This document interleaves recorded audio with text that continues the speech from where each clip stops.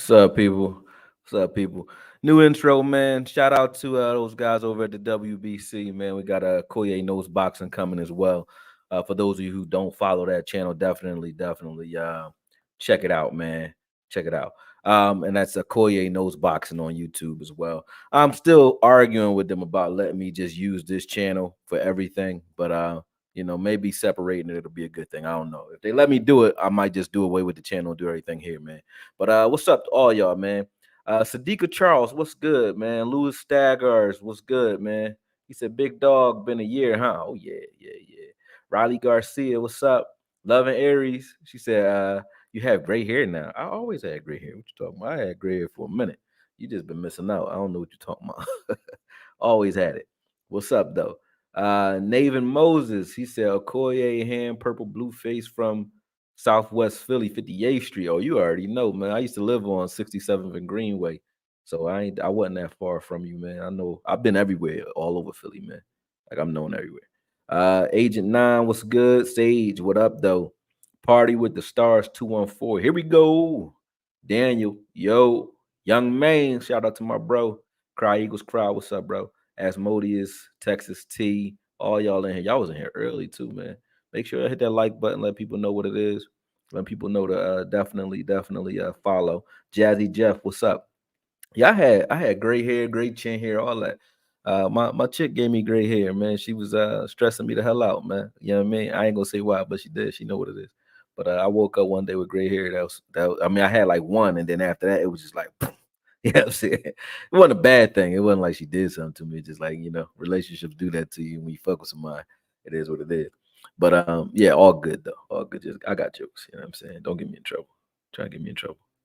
Raymond Solis, what's good, Brody?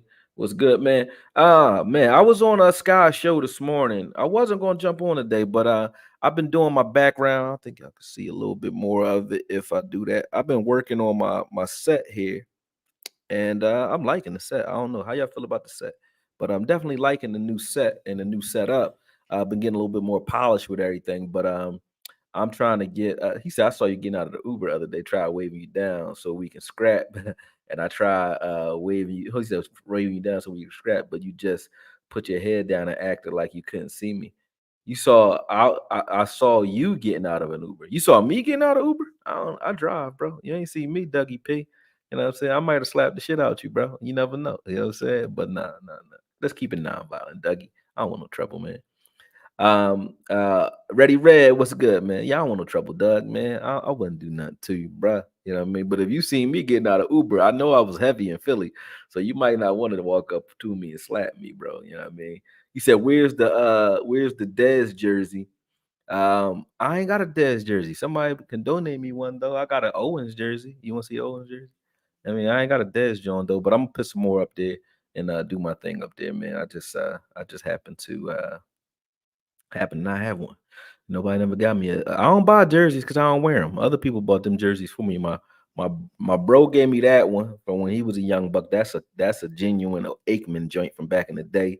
My sons, I think, got me this one for my birthday or Christmas, and my girl got me that one. So, and then the Owens joint was a Mitchell and Ness one that I had from back when I actually. It's not even really a jersey. It's like a sweatshirt. So that's why I got that. But I don't really wear jerseys, so I don't buy them. I mean, uh, Jahan Jordan, what's up? He said gonna need a big game from the defense Sunday. Yep. I got Des pick coming. I got the Des pick coming. Oh yeah, that's a bet. Let's do it. Let's do it. I'm gonna put a pick back here for Des though somewhere, probably above the little shrine over here though. But yeah, I mean, I'm gonna put something up there. Yeah, Dougie P, why you capping? I know he capping. I'm only messing with him back, man. I know he ain't see me because I drive. I don't get in no Ubers anyway. And if I do, it's going to the airport, something like that. But feel free to come up and slap me, brother. You know what I mean? I can't say what'll happen afterward, but feel free to do so. Ready Red. He says Sadiqa Charles fan. Man, listen. When I was on Sky's show earlier, man, that's what like kind of peaked it. I was doing all the film for the Packers game and just thinking about how this game can go. And it's just like, hey, man, number one, you guys already know what our struggles have been all year. It's not like any new news or anything like that. But our struggles have been the run game. You know what I mean? When we're close or we have close games, it get kind of out of hand. And I think that we are touted to win this game, but if we don't put them away and put them away early and take it serious as far as, changing a few things in our run defense and so on, it could be a tough night, even though they're just a young, feisty team. We saw what happens when you play with your food in Washington. And I don't think we got time to play with our food in the playoffs, man. The good thing is, though, these guys seem poised. But when I look at the trends, and not just the trend of the running defense, the trend of our playoff woes, these trends are trends that we got to break. All of them are like curses that need to be broken. We got the Jimmy Johnson monkey off our back this season, so that's a good thing. That curse is officially broken. But when you look at it from a standpoint of this team and how we've been put together, it's great that we have a young, fast, flowing team on defense. Like they hit anything moving. I love what those guys do in space and their pursuit. But we've been very stubborn, and that's a trend that we have to break when it comes to our run personnel. And I wanted to say something because I started it on Sky Show, but I wanted to say something about both Clark and Bell because I think the nation gets the wrong idea in regards to how I feel about those guys. You know what I'm saying? I don't dislike either one of them, to be honest with you. I don't. Bell, I love actually. I just feel like he's playing out of position or being coached wrong. If you're going to be small, you need to go. That's what I say. I feel like both are being coached wrong. And Clark, I loved coming out of college, and I still feel like he's still kind of getting the rookie cobwebs off. But I can't even count this year against him because my biggest issue is not with those two guys. It's with the staff. Scott McCurley, I think this is the most mismanagement of talent that I've ever seen in a linebacker room when you go all the way back to the preseason. When you go back to Overshawn going down and you had on your staff at that time Wheaton, Land, what I'm saying? They're in your linebacker room. Wheaton and Land. Land could have moved to middle linebacker and did something else. You know what I'm saying? You could have kept him on your team doing something. When you talk about that, when you look at that, right? And you have Jabril Cox, who was still on this team. You had Damone, not Damone, but Devin Harper, who was still on this team. And if you said, hey, those guys just didn't fit the mold or fit the scheme, and we saw that we had a scheme, actually had a scheme, then I could say they didn't fit the scheme. When people say that to me, they say, oh, those guys just weren't good. Well, our scheme, as far as the way we run linebackers, isn't good in general. So those guys were better than what I'm seeing. That's for damn sure. So when I talk about that, and I always, kind of rip into that, they're collateral damage, both Bell and Clark, because I don't have a problem with Bell and Clark. I have a problem with the way they play based off the way they're used. But I think that both players have the potential to be very good because they were better. Well, both Bell is good now, and Clark was better before he got here. Jabril Cox was better before he got here. Devin Harper was better before he got here. You know what I'm saying? So that points to coaching and the fact that we're mismanaging those guys it headed into the playoffs is still, to me, in question and something that needs to be addressed, man. It needs to be addressed. Um, that's what it is, man. Outside of those guys, though, so that's a trend that needs to be broken.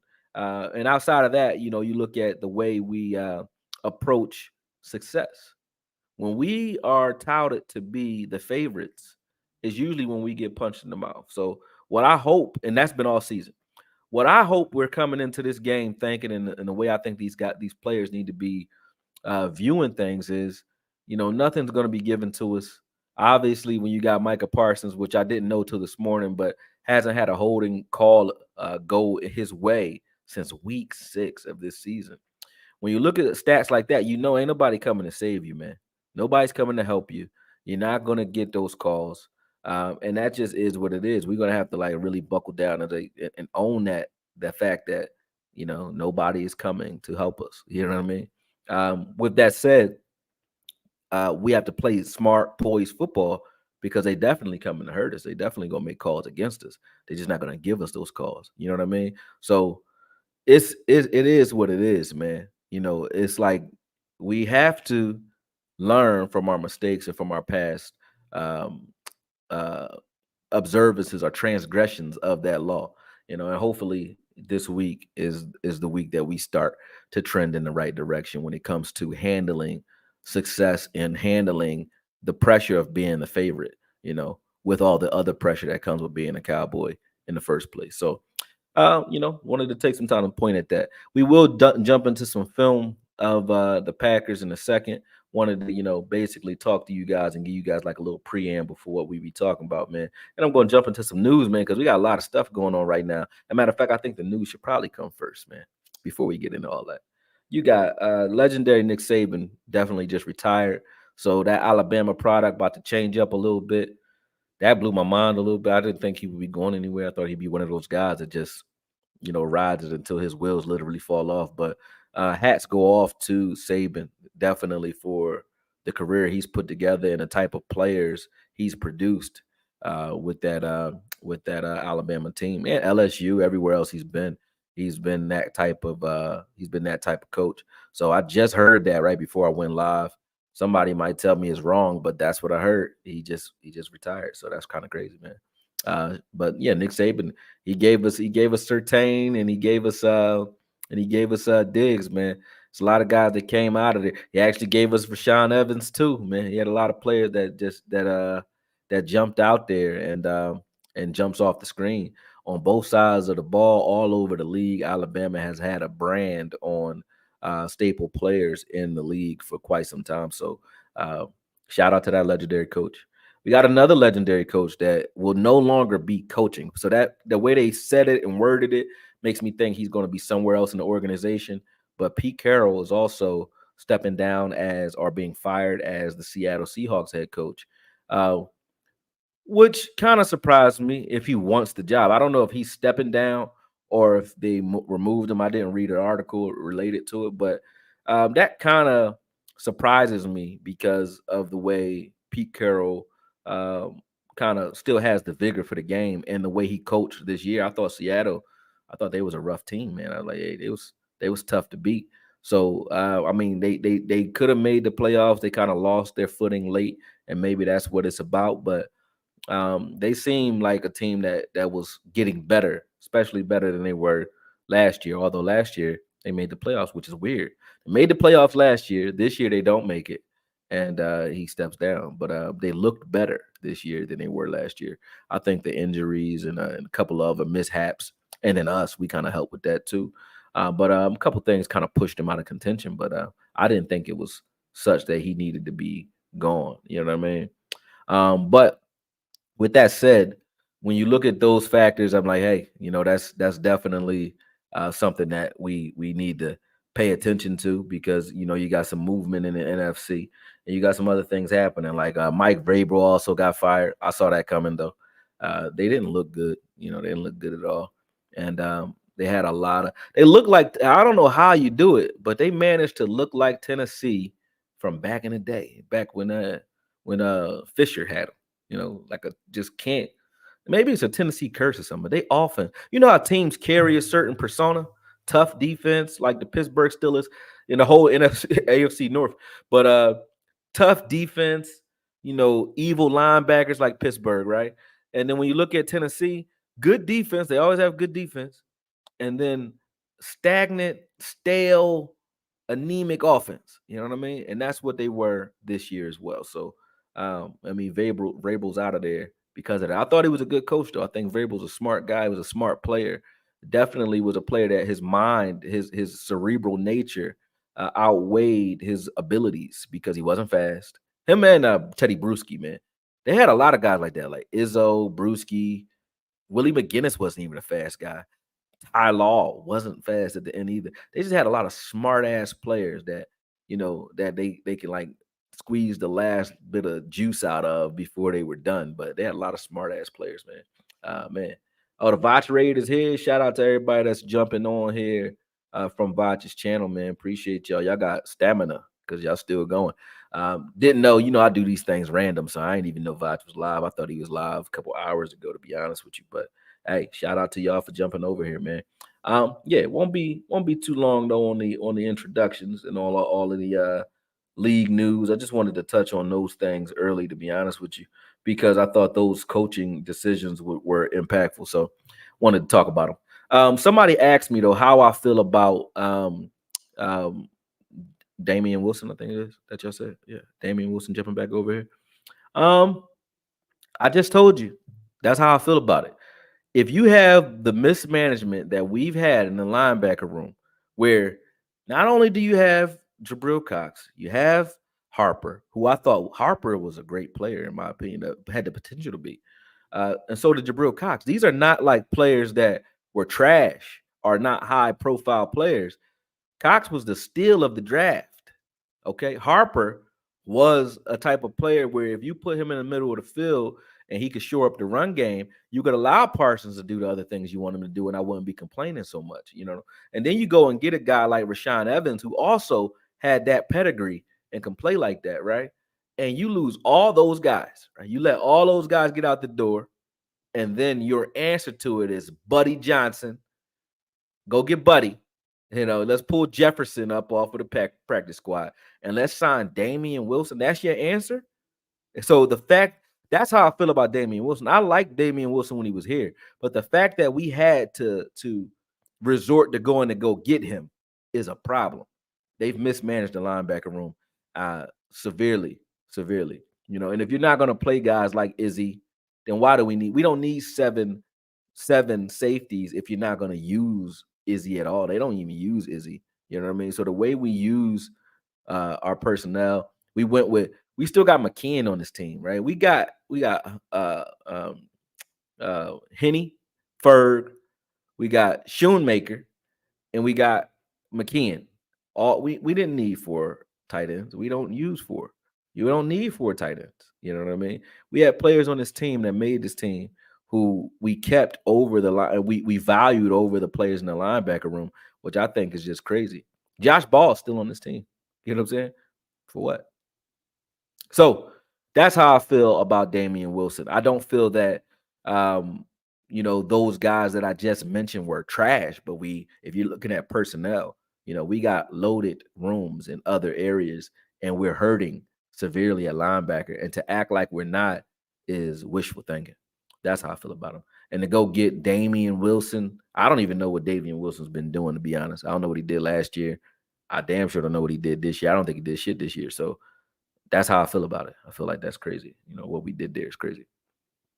Yeah, yep. Those of you who just joined, we talked about Nick Saban retiring from Bama. That was crazy. Okoye, if we lose, why will we lose? I don't like talking about that, Sam Park. But I will say, let's put it this way. What can give us problems in this game? If it's a close game and our offense doesn't, kind of force them to have to keep pace with us, then we can have some problems. I hate this glare that's coming off my glasses, man. That's why I keep my head down. I don't like this shit. All right, let me see. Where can I put the camera where it don't get the glare, man? Shit. I don't know. That's why I take them off. See, y'all be like, why you don't never got your glasses on? Because I hate the glare. I don't like that shit. I'll put them back on when I need to read or something, man. Because I don't like it. Anyway, what was I saying? I was talking about what will give us trouble in this game if we don't force them to keep pace with us. So if the Packers don't feel the pressure, sort of like I said earlier, when you have Peyton Manning playing back in the day, you had to keep pace with Indy. So you had to make sure you scored because you knew when they got the ball back, they were going to move the ball. And I think the Cowboys at home have that same effect. So if we can keep them in that mindset where they're playing overly aggressive offensively and they want to push the ball a lot more down the field and they feel like they can, I think that plays into our favor. If they're up or they decide to slow the game down because we're close and they just watch the film and say the best chance to beat this team is to run the ball early, often, and don't abandon it, then they can give the Cowboys trouble just like any other team that can run the ball effectively. And we've already seen what Aaron Jones can do, and their style of play mimics not only the rushing style of James Cook, who killed us, but also the rushing style of Miami, who was effective when they needed to be, Detroit, who was effective when they needed to be. So the things that the Packers do with the pre-snap motions and misdirections and counter trays and things like that will definitely give the Cowboys Did I say the Cowboys can do it? Packers can do, but they would definitely give the Cowboys trouble because of the way and the way they play in their scheme as far as the run game. And for those of you who weren't on the, I need my water. But for those of you who weren't on the show this morning with Sky, I'm gonna pull some film in and show you what I'm talking about. Let me see if it's up. If it's up, then it's up. Let me see.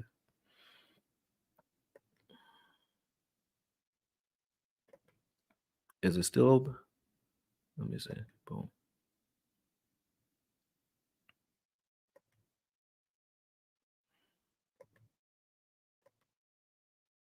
Nope, but that one ain't open. Let me open up another one. Boom. I'll open another instance of that one. Let me see. Green Bay, baby.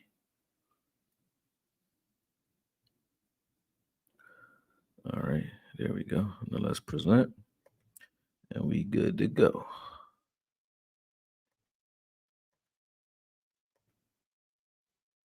Let me make sure y'all can see this. Yep, y'all can see it. Let me go back. All right, when you look at Love, like I was talking about this earlier, like when you watch the way he plays, like they read the field or he reads the field inside out, and it's very familiar to me because this is what Dak used to love too. Dak used to read the pyramid, meaning everything close to the tackles, so screen passes, drag routes, dig routes, and deep middle. So deep posts across the middle like that, right there, slants, anything in breaking is what Jordan Love reads first and what he loves to toss on. Like he will get the ball out quick and effectively as long as it's right in his line of sight, which works well against zone teams, not so well against teams that can man up and kind of smother some of this stuff and force them to hold the ball a little longer. So when you look at those types of plays where you say, okay, what type of player is he? He's a guy that wants to get the ball out of his hands quickly, and they use the scheme to try to identify mismatches so that he could take advantage of those mismatches quickly and doesn't have to hold the ball when it's man. When it's zone, he's going to ask his guys to just sit down in a window and he's trying to hit them quick. He's good at reading that stuff, like those quick slant stuff like that. So the name of the game is smother these inside throws so that he's forced to throw outside the lines, and that's where he's late. He reads inside out, and he's usually late not only because of his reads but also his throwing motion. He's very late to the outside. So when he's throwing outside, I think we have a better chance of making it so that both Gilmore and Bland have a field day when it comes to them being singled up and him throwing outside the hash. He's late. And when he's that late, I don't think you want to be late against our corners. So I think that'll be the game plan, honestly, that Quinn comes out with. Like force him off the spot. He's horrible when he's throwing while on the run. And I think his team knows this as well, which is why I think even more so they're going to come out with a rush attack because they want to help him out. And they are one of the top play action teams in the league this season. So they definitely want to run the ball so that they can help him out. Because when you ask him to throw outside the numbers, it's a lot different than these clips that I saw. And this is all in one game. So this is all against Chicago. Look at how often he's reading inside. See what I'm saying? And when he gets caught reading inside and he's late to the outside on those outside reads, you have opportunities to catch him. You know what I mean? So that's what I think the game plan will be. And the good news is when it comes to our linebackers and their pass coverage, they can do that. Like the guys, the way we play football, and you see he's late right there. That cornerback slipped and still was able to make a break on that ball. It should have been there before he even got out of his break. But he's often late. Here he's late here as well. And the corner should have caught an interception here. Number 32 wants this one back. He gets both hands on the ball, because again, this is late. It's late. That's very late. You know what I mean? So these are the things that he does when he's throwing outside the numbers. It doesn't matter if it's short. This is a short pass. Should have been easy completion. It floats out there so long that corner who's playing 15 yards off still almost broke on that ball, and he should have had no shot at that. You know what I mean? So that's an issue. I'm going to pause it real quick because I was talking about our linebackers and their style of play. Our linebacker style of play and the way we run our scheme with Kurtz and Wilson being on the field, we match up well against tight ends and the short stuff that guys like to do in the middle of the field. We match up well against that type of stuff. So That's the good news. And we also have corners that are on the outside who are ball hawks or smart. So, you don't want to throw passes against those guys late. So I think that's in our favor if they're throwing the ball. They don't want to throw the ball consistently against us. I think the sweet spot for them is sub 30 passes and a close game. They need to play lights out defense. They need to limit our possessions by running the ball and make it so that he only has to throw that ball 25 to 28 times max. Max. If he throws any more than that against us, it's going to be a problem. And that's just what I think.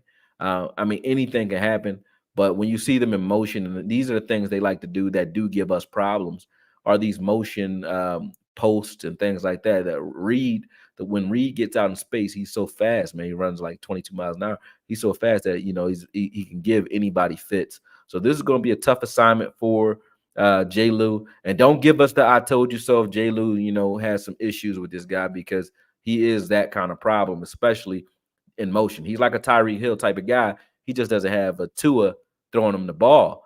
Jordan Love is talented, but if he was like dicing him out there, just tossing, if this was Aaron Rodgers, or Aaron Rodgers had this type of toy, he would kill you with that. So that just tells you how good Reed actually is, man, because he's like a human joystick when it comes to his ability to get out of space and burn. He's fast, man. Fast. I liked him on film. I didn't know who he was until this week because I don't watch anybody other than the Packers. But when you look at the ground game, these are the things that give us problems. You see, Timmons doesn't really get out of position as a middle linebacker. There he is. There he gets blocked on that one, but he doesn't fall for these misdirections. He's usually in position like he was there. Right now, we are not as lucky. Even though you see these two linebackers are out of position because it's a jet sweep, which I understand that, but Timmons still reads that perfectly. Here, he falls for the counter, but then he gets right back into his gap. It's just that Jones jumps into another gap, and he's out of there. Same thing here. He looks at that counter and he squeezes that gap right there. So them at middle linebacker, you can see how well he's playing middle linebacker, and they're still able to run the ball. And he's getting back in position pretty well, and he's been playing good all year, but still gave them problems. So that's going to be an issue for us if this game remains close, because not only do our linebackers get themselves out of position, but they can't get back into position or get off of blocks when that happens. So that's the way they'll approach us. To answer your question, Sam, that's the way they'll approach us if they're smart. If they come out trying to wheel and deal with the ball and slice and dice, it's going to be a problem. Glenn Capers, what's up, Glenn? He said this team must stay away from a one possession game. Yeah, we can't have a one possession game. One possession game, most of the game is gonna be a problem. Mop Mosley, appreciate you, bro. Appreciate you. Wrong channel, Dallas Jr. What do you say? He came here crying. Okoye to go for sure, bro. Educated all us for the years. I appreciate that, bro. Appreciate that. Yeah, let's do it though. Let's see what else y'all talking about here. Let's see. Y'all going at somebody in there. Oh, they said Voch just ended the stream. Yeah, I know. I just didn't know he was on. Might have saved them guys by letting them go because our linebacker room. Let's see. Our linebacker room is having mental issues. Our linebacker coach doesn't know how to coach linebacker. That's the problem. He doesn't coach linebacker, and he doesn't know how to coach linebacker. And our linebacker, he was a safeties coach or something, but our linebackers play like safeties. Our linebackers play like they're waiting for contact, waiting for action, and that ain't gonna get you there. But like I said before earlier, and I'll say it again for those who weren't on here, I think I get misconstrued when it comes to Clark and Bell because I have to. They're like, like I said, friendly fire or collateral damage, because I have to critique the linebacker room, but I don't have problems with those individuals as players. I think that Clark is young and growing. I liked him before he got here. And I think that Bell is amazing, to be honest with you. I just don't think he's a linebacker, or he's not a middle linebacker. He's a will. And I think that also neither one of those guys are guys that can stop the run with a 6-man box versus 12 personnel. And we do that. So that's not their fault. I think that there are linebackers that could do that on this team. If you want to run that scheme, you can't do it with them though. You would have to put Parsons and a traditional linebacker next to him and say, okay, we ain't going to load the box because we trust this six versus anything you got. Because you got D Law, which is good for taking out two or three guys on his own anyway. And then if you put Micah in the middle and you had a Sam Williams on the other side or a Fowler, Fowler's a wild man. So those guys are good as well for like just keeping things contained and forcing the action back inside. And if you were doing that and you're forcing that action back to Micah and Evans or Micah and whoever, even Micah and Clark or Micah and Bell, I love that if you're going to only have six in the box. Or you run a 5-1-5 where you take a Fowler, you put him on the edge, and you run that 3-4 down lineman front with Micah roaming in the middle of the field doing what he wants to do. We did that actually last game, and we did that a lot against Washington. We did it also in the Detroit game as well. So at least they seem like they're trending in the right direction when it comes to that. Let's see what else we're talking about.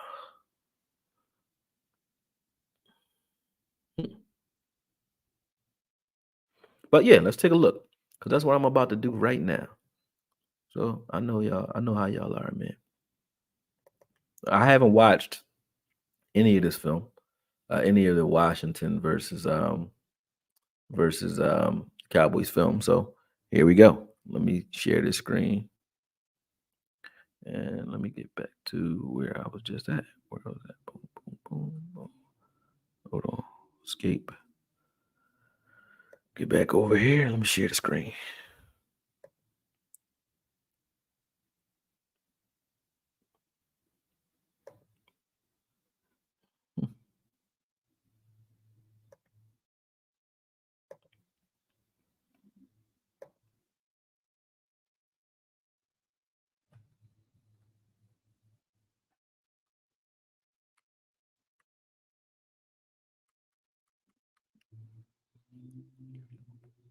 All right, make sure y'all can see. Yep, y'all can see everything.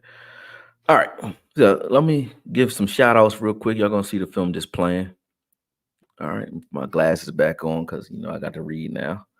Bro, how is that? Normal football fans can see with Mike in the middle, our D is lights out. Yeah. Judah's redemption. He said, how do we see that? How don't they see it? They see it. I think there's some sort of turmoil, and I wouldn't be surprised if Dan Quinn leaves because I think there's like some turmoil in that staff, where there's definitely some misunderstandings or disagreements in regards to how we want to play.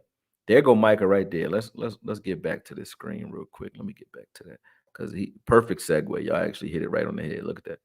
Micah right here in the middle. There, watch out. Micah right here in the middle of the field.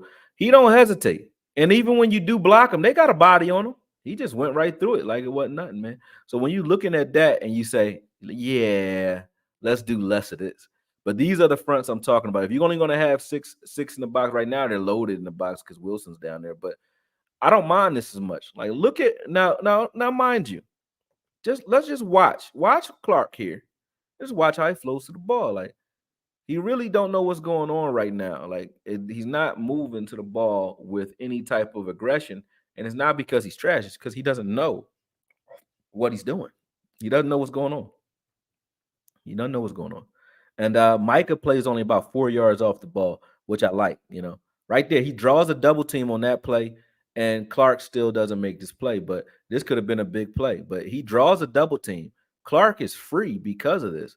It should be easy, open season. This is easy, right there, right there. Boom. You see Micah's in that gap. Just cut off of his hip and go get that ball. And that shows me that the coaching staff doesn't really teach him. They're not teaching them anything. They're not teaching them anything. Watch this again. Right here. Like if you're reading this as a linebacker, Micah is already in that gap. If it goes front side, it's going to get taken out. So it's no need to jump that because he's there already. He there. You don't need to jump it. He there already. So hold on a second. My bad. My bad, people. My bad. I said, trying to fix it for you. Boom. All right, I'll put myself in there right there. There we go.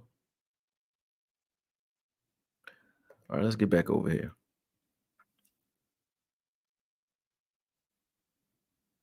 Oh, that could have been bad. That's why I say, man, gotta be careful out there.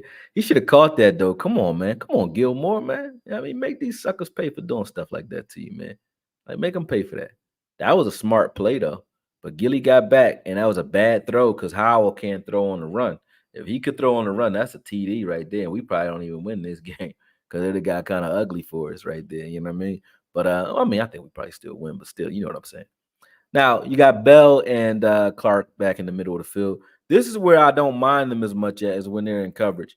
And I think they both play suitable coverage. Although I think Clark is losing confidence as the this, even though this was his best game to me, he doesn't look confident as to where he's going. But this was his best game. This was Clark's best game to me. You know, not like he was running around hitting everything. It's just that he seemed to have learned a few things. Like, hey, I'm just gonna be aggressive, and if I mess up, I mess up. It is what it is. You know what I mean? Parsons was getting held, obviously, like he always is. And shout out to those young guys, though. I look at like Mozzie, I look at Mozzie, I look at Bell, I look at Clark as young guys in the middle of the field that are gaining valuable experience. And if we can get a coach in here that's aggressive and that can, get them up to snuff, we can have some success there. There go Bell showing what I do like about him. As I said, like this game for him is a better game because, and I'm talking about Green Bay, because they like to throw right there where those guys are always at. And Bell, if he doesn't stop his feet there, I think he can make a play. But those guys actually do cover well enough. You know what I mean? Both Bell and Clark, they can move. So that's the good news. Bad news is when you see the clips of them going downhill, Washington going downhill, it get a little bit ugly. You know what I mean? But yeah, I haven't seen this film at all. So if I jump out there excited or hype about something, it's because I haven't watched the film. I watched only the broadcast game, and then I jumped into Green Bay because, as you can see, I've been working on my set, so I haven't had time to sit down and really get into the film. They bid on play action there. Bad read from Howell because Bell was killed on that play. He bit heavy on play action, but I don't mind those guys biting on play action because I want them to actually attack the run the way Bell just attacked it. I like that. But you're going to give up some stuff behind you every once in a while when you're that aggressive. So that's the flip side to that coin. I don't need to keep watching the same play. We seen this one from that angle already. Let's keep moving. A good run fit there. Let's see what the cause of this run fit was, though.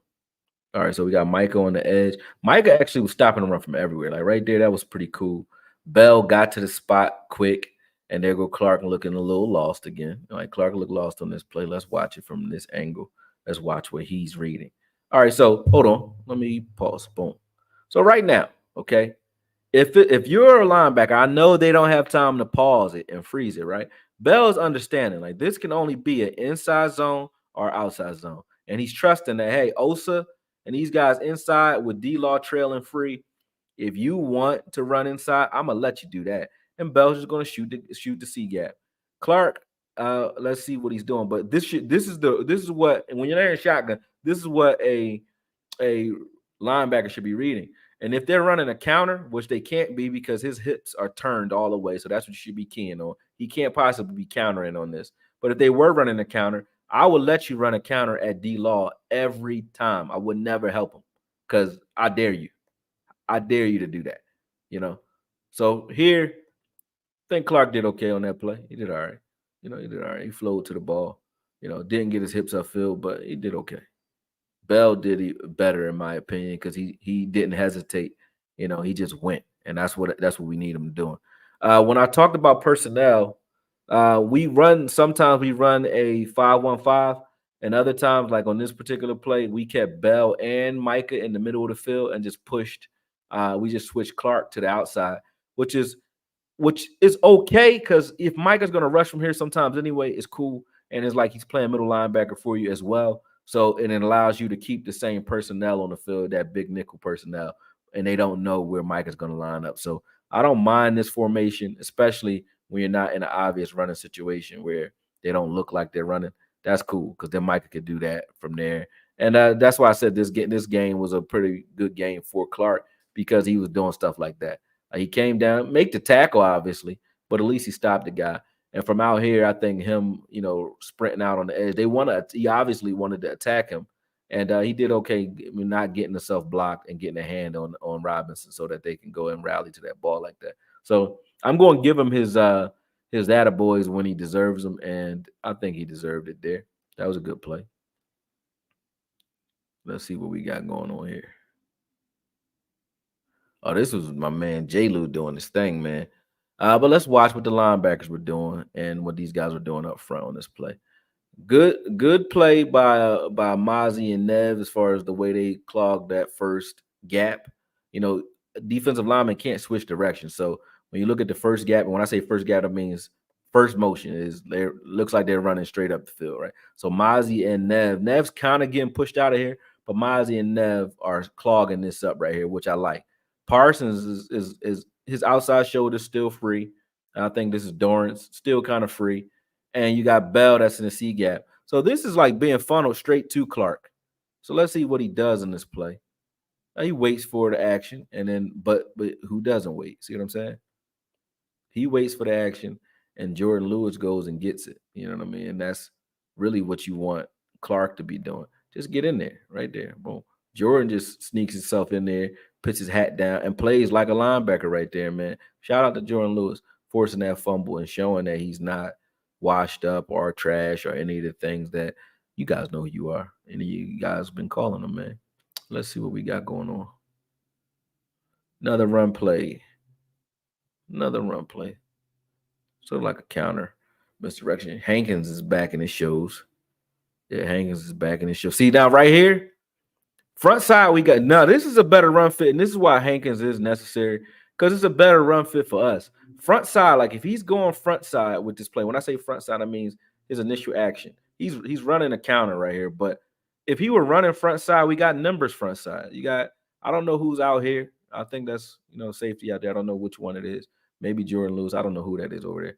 But you got Micah who has outside contain. You got Osa who's flowing over to the front side, and then you got both linebackers currently free.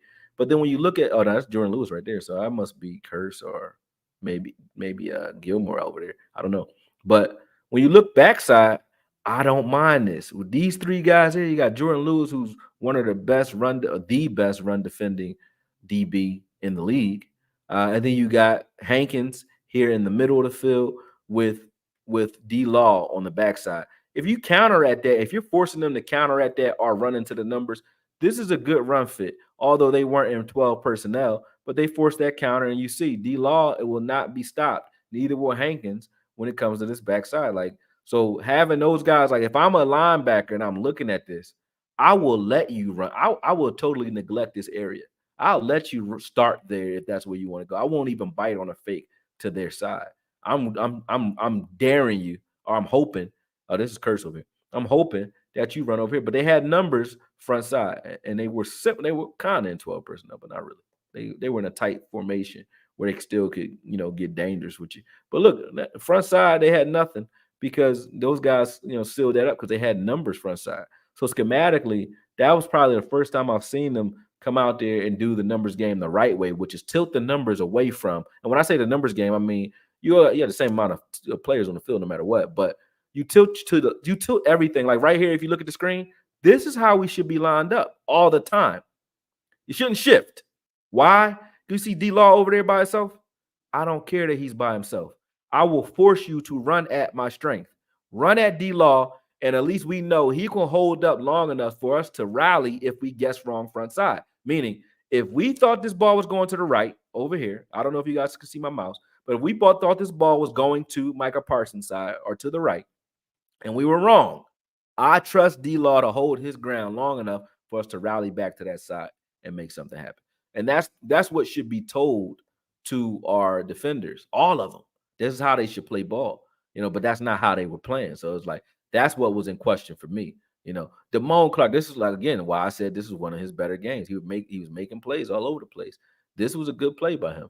I feel like, it still could have been caught. He almost got mossed on it, but he's running step for step with a wide receiver and does a good job with there. He turns his head, makes a break on the ball. That's the stuff that he can do. And that's what frustrates me when I watch a player like him being mismanaged and mistaught, because he has the potential to be good. He just doesn't know where he is half the time, and he hesitates when it comes to his run fits.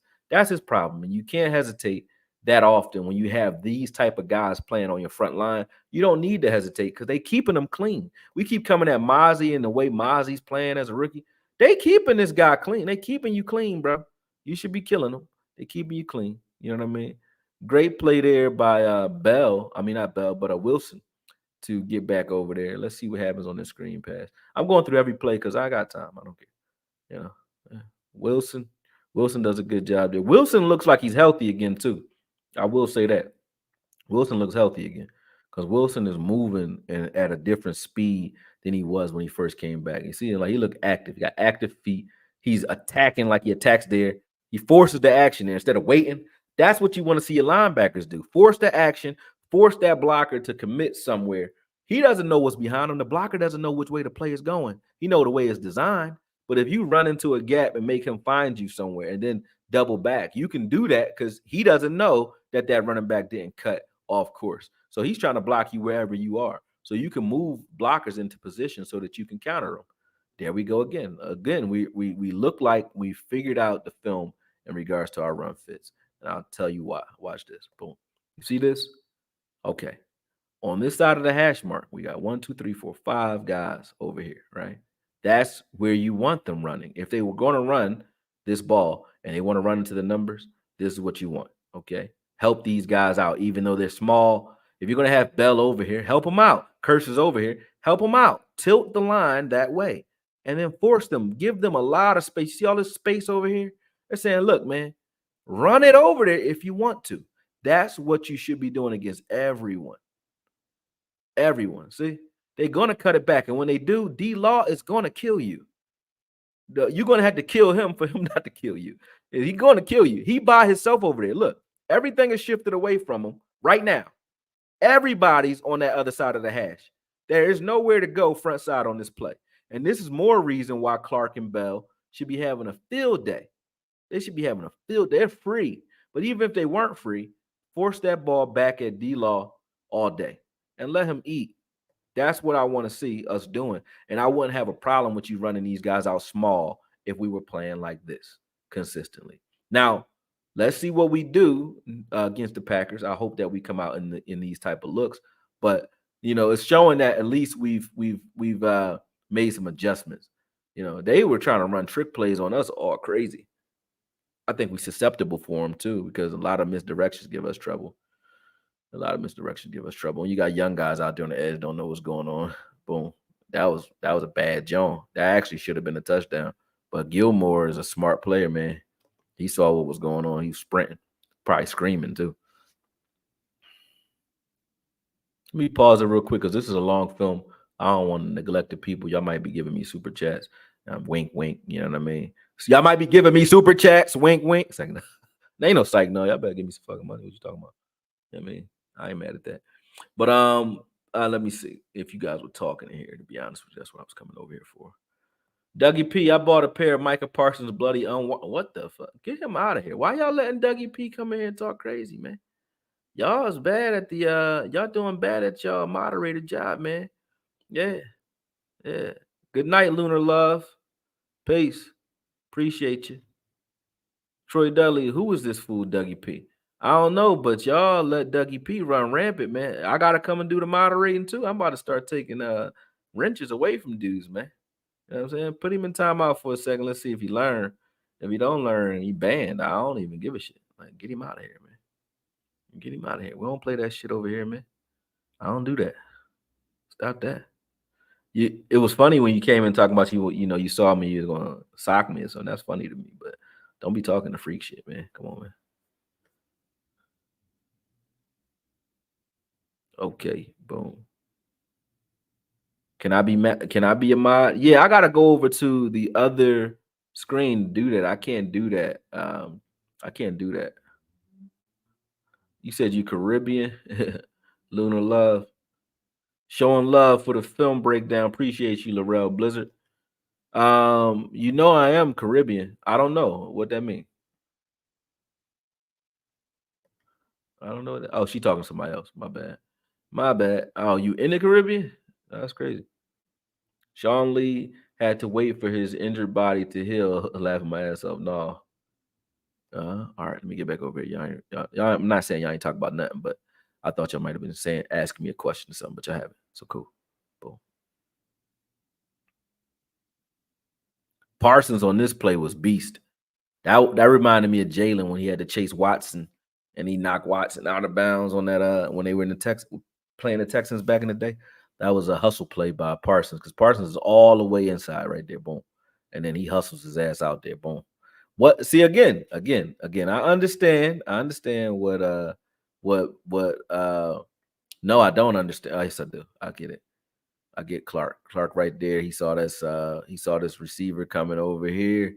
He's trying to stay there for that. Yeah, that would have gave up a touchdown though. Yeah. And if he would have moved, that would have been a touchdown. So Clark did the right thing there. Let's see what happens here. Touchdown. Let's see why. Who screwed the pooch? I think it's Bell. That's Bell's guy. Yeah. Bell. Oh, he got rubbed on that one. Wasn't nothing you really do about that. That would have happened to the best of them. Boom. Uh, Bell better watch it. But that was good coverage. I'm not gonna hate on that. They trying to you see that Washington was trying to attack him though, right there. Like this was what caught Bobby Wagner too with Robinson. But that wasn't even Robinson. That's a tight end they did that with. It went right at Bell. You better stop letting tight ends run by you, bro. You're too fast for that. You're supposed to be anyway. Don't let no tight end run by you, bro. What you doing? What you doing? Let's see what's happening here. Oh, that's because we had Wilson finally blitzing. Wilson don't even get to blitz this season. That's crazy. Let's rewatch this John though. Let's see what's happening. What's happening?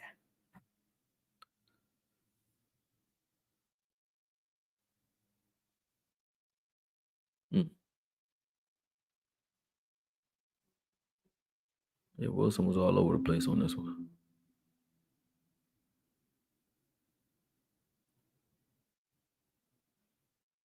They were playing zone.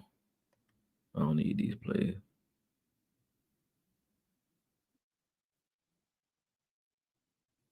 Woo.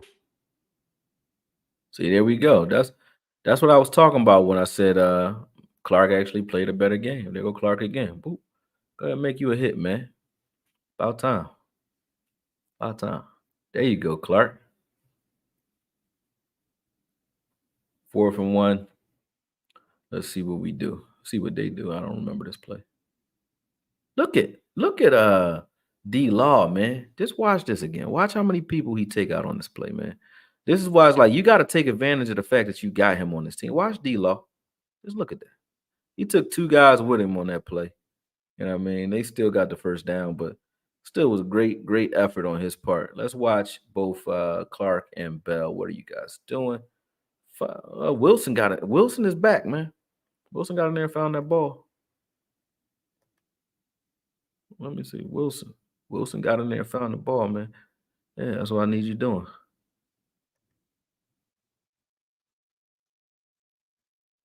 Mm. Was it a reverse? Yeah, this is jet motion.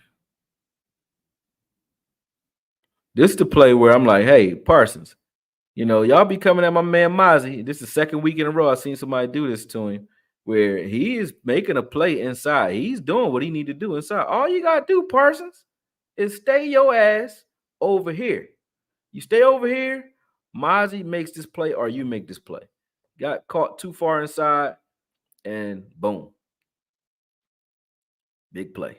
I know that hurt too, because Mozzie big bull. He came and rocked you. You know what I mean? But yeah, all you gotta do is stay inside on this play, and one of y'all can make this play. Yeah, man. That was one bad rep for Parsons on the edge. He does that sometimes. He tries to use his legs to get around guys, but you gotta stay outside, man.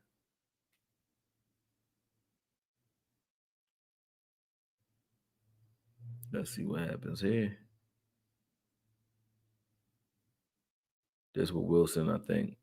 No, Wilson gonna get hurt on one of these plays. It wasn't that one. I mean, Lewis gets hurt on one of these plays. It wasn't that one though.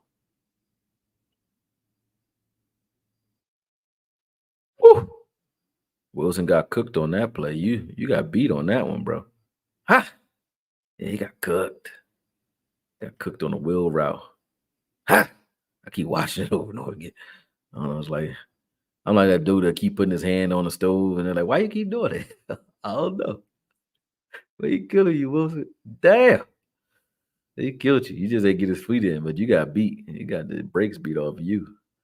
See, they had some opportunities. This game, they just didn't take advantage of their opportunities, but they had opportunities to make us pay for some things. They just didn't take advantage of them. That was one.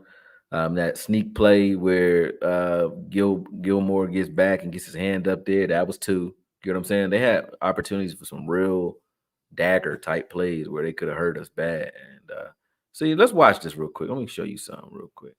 Watch this. Is this the play? Watch this right here. Let's watch Hankins. These dudes get away with holding almost every play. Watch Hankins. Watch this. Watch this. What the hell is that?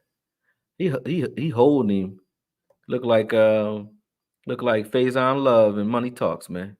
He put his hands on you. He put his hands on you.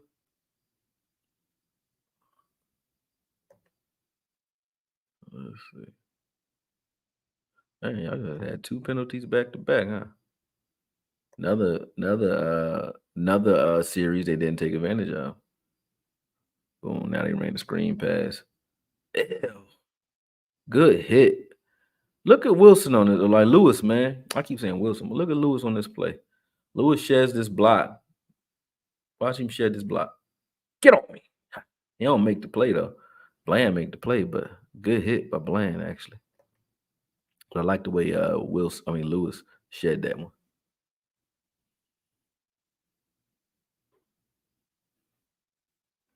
Right there, Clark. We want you to go, man. Go get him. Right here, Clark see it. Like, watch this. Watch Clark to the right. He reads this correctly. Trust yourself. Trust yourself when all men doubt you. Right there. Go, go, go. Put your foot in the ground. He hesitated. He could have like broke that up, or it would have been a bang bang play. Like he right there. You can see it. I watched him read it. See, right now, right there. He know. You know what it is. Don't float. Just go. He knew what it was. He gonna start trusting himself though. If we get us a linebacker coach that actually got some sense, maybe he'll start trusting himself. Let's see what we do here. So D Law not on the field. They ran. Oh, they didn't run the numbers. They didn't even run the ball at all. This play right here. This is why I gave Mozzie his credit. I said, "Yo, I was like Mozzie haul ass," and somebody asked me what haul ass mean on Twitter. Watch Mozzie on this play. This is what made me like him in the first place when he was in Michigan. Look at how far away from this play he is and how big he is and where he ends up. That's hustle. That's what I want to see from my lineman, man. Go get him. And I ain't worried about him. Like I said, 2 years in, I think 1 or 2 years from now, I think we're gonna start seeing the benefits of Mozzie Smith and what he really is. You know what I mean? And what he really can be. You know, right there, that was almost an interception by Gilmore. Gilmore just jumps it a little late. Washington, they was moving. That's a sprint read. I like those sprint options. Let's see what Wild Man. Watch Wild Man Fowler on this one. Fowler's a psycho. Ha! Love that man. Psycho. I think they don't want him to be a 10 sack guy because they want to be able to keep guys like that. Because both him and Sam Williams are 10 sack a year guys if they start. They will get you 10. But I think the Cowboys want to keep this line together. So they're like, man, you better yank them. Let's rotate these guys because we can't afford to pay both Williams, Fowler, and all these other guys if they're producing. Because Fowler would produce and he would be gone. Somebody else would have to take him in free agency. But he's a 10 plus sack guy easily. Look at that. Look his get off. There go that's when he hurt his shoulder. There go Gilmore hurting his shoulder right there. He broke on the ball beautifully though. But watch Fowler over. He got Fowler and Micah Parsons next to each other. And then D Law in the middle of the field, man. That's hard to deal with. That's hard to deal with. Yeah. I'm gonna need you to go and get him though. Clark, come on, Clark. Let me see. Do the running back stay in or were you really blitzing? If he just decided to blitz because the running back stay home. I get why he hesitated. No, you blitzing. Go. Oh no, he watching the back. He was watching the back to see if he snuck out. I see what you're doing. That was a smart play, actually. My bad, Clark. Still looking good, baby. You know what I'm saying? Still looking good. Let's see where we at here. There go Bell doing his thing. Beautiful play. That's what I want to see him doing from now on. Like, but these are the things that I was pointing out earlier when I was pointing out Jordan Love's knack for throwing short. These are the reasons I say we match up pretty well with this type of stuff because we're gonna take that type of stuff away. We're gonna force you to throw outside, like you saw them just try Gilmore outside. You see how close Gilmore is on a lot of these passes, and you saw that Bland got himself an interception in this game because forcing them to throw outside is what we want. That's what we want with Jordan Love because he throws some hangers out there. Like his ball kind of hanging. Pause almost. You see that? That was horrible. Almost did that. His passes tend to hang in the air. Hey man. Hey, that's horrible, man. Horrible. Get your minds out the gutter though. That's what I'm gonna tell you. You know what I mean? Everything ain't a pause situation. But that did sound bad though, so I can't even save myself on that one. That was horrible. Let's see. D Law gets in there, forces an interception right there. That was D Law and Fowler ran a game in the middle of the field. Let's watch this. D Law and Fowler did a good job here. So Fowler's gonna be the wedge guy. He gonna just run in there and boom, get just forcing interference. And D Law's gonna get his hand on it. And Wilson comes up with it. Yeah, yeah. I like these NASCAR packages that we come out in, man. They're hard to deal with, especially when you got a NASCAR package with these guys, because they not just finesse players. None of them are. Fowler fast, but Fowler physical. You got Williams is fast, but he's physical. D Law fast enough, but very physical. Parsons fast, physical. So having that out there is formidable. That's hard to deal with. That's hard to deal with. Second half, they barely had the ball. We ran the ball the entire second half. So did they, obviously. There go Clark again.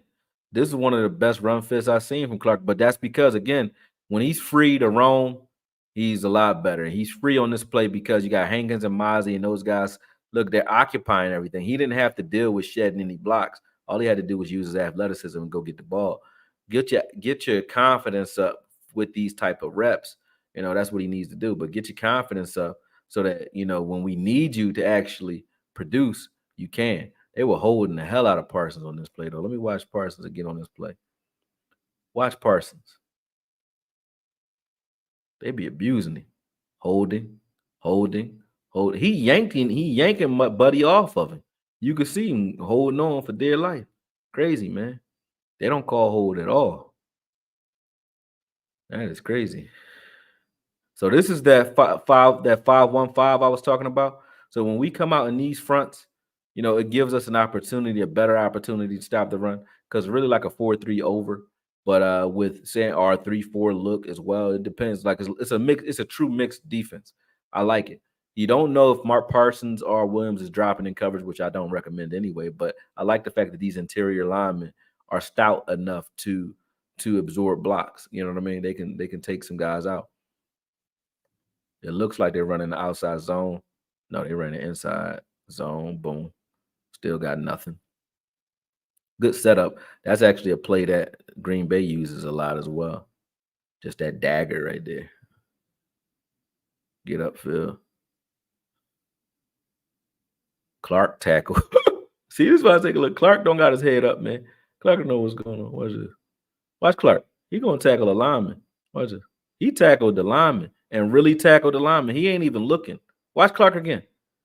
Watch this. He tackles the lineman and thought he was taking down the back. Look, again. Are you closing your eyes in there?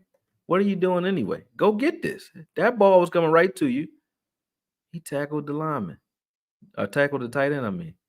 Clark going crazy, man. Damn, Clark. I'm trying to save you, buddy. But you looking crazy, bro. Looking brazy out there, bro. They took him off the field, too. He ain't on the field this play. It's like, get 33 out of the Like, get his ass out here. Boom. Nigga Parsons got his sack after they held him. He pissed off. He mad, man. There you go. Parsons got number 14 finally. They've been doing him dirty though. Let's see his get off on this one. He got to almost go untouched to get a sack because he not gonna shed nobody. Because even that dude probably holding him too. Like he's not gonna be able to shed because they allowed to hold him, and that's unfortunate that they able to do that. They go that 5-1-5 set again. I love this set. But like again, you see Parsons dropping coverage, and he makes himself a tackle over there. Boom, get him out of here. Get him out of here. Parsons dropping the coverage is a beautiful thing, man. When he's doing it confidently, right there, boom. Use his speed and athleticism, man.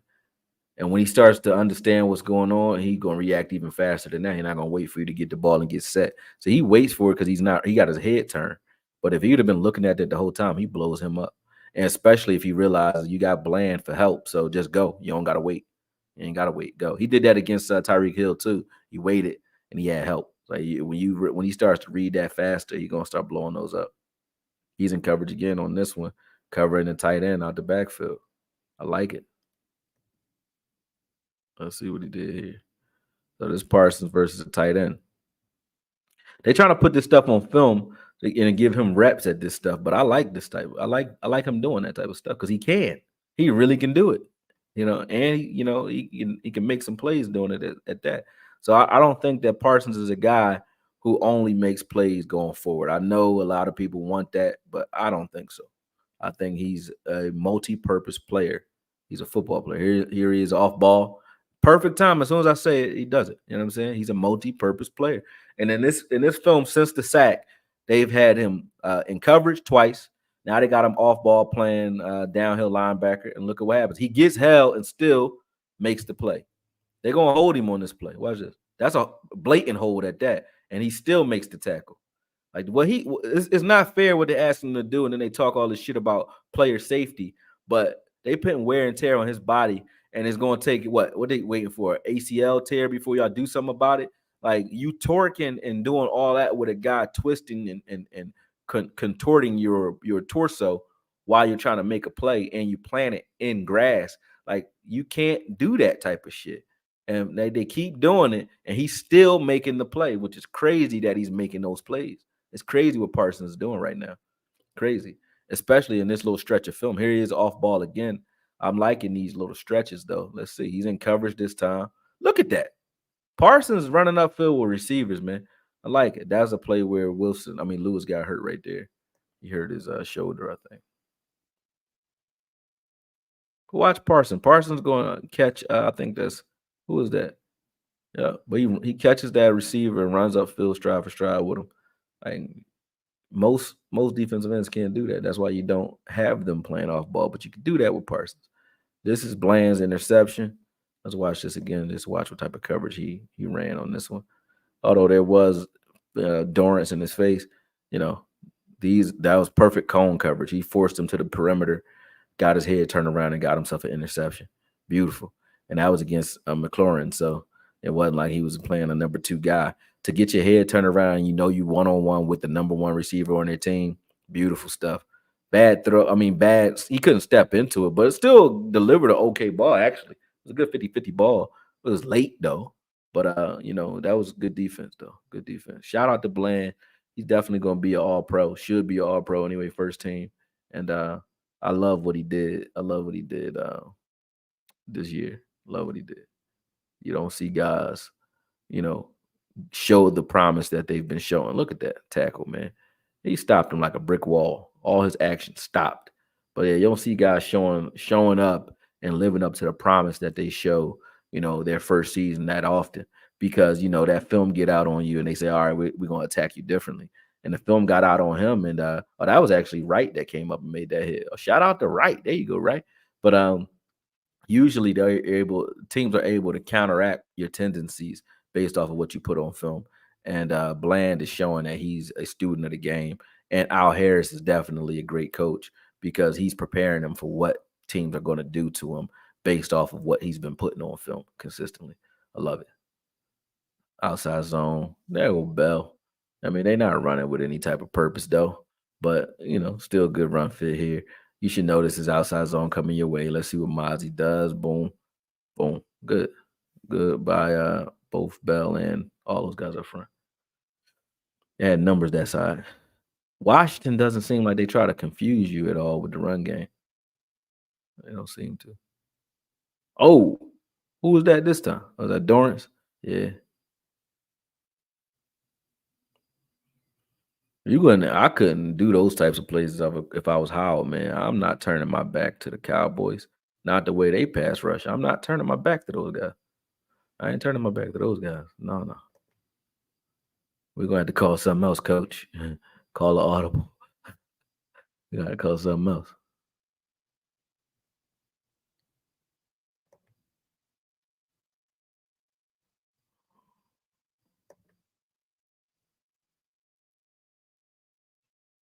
Man, they just out there eating. What happens this play? Sam Williams. Who got it this play? Oh, Big Sam. Yep. That's why I said both Sam and Fowler are 10 sack guys, man. Look at what he had to deal with to get through there on this play. They double team him. He splits that. You can't even chip him. Look at that. He tried to chip him. Boom. He says, "Get the fuck out of here. Get off me." Like those guys can play ball, man. We got a form. We got two starting defensive lines. Two of them. If you looked at right now, if you looked at, let's just say Chauncey, if Chauncey, Mozzie, Sam Williams, and Fowler started for you, you got a good defensive line.